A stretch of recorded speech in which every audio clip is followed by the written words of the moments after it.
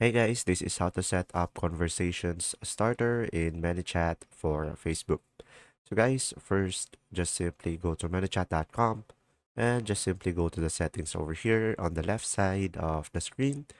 And now once you are on the settings, you should be able to see here Messenger.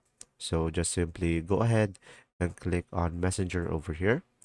And now if we scroll down over here, guys, you should be able to see here conversation starters. So just simply click on edit over here. And now once you click on edit, it will redirect you something like this.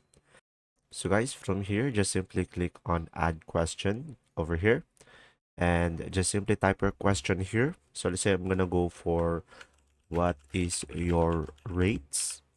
And now from here, just simply go ahead and click on create new message over here. And now once you are here, just simply click on new trigger and go for user send a message. And I'm gonna go for the text specific words in a message over here. Just simply provide a keyword over here and type in rate and click on create over here down below. And now once you have done that, you can just simply click on this one. And from here, just simply provide your rate over here. So let's say my rate is something like this.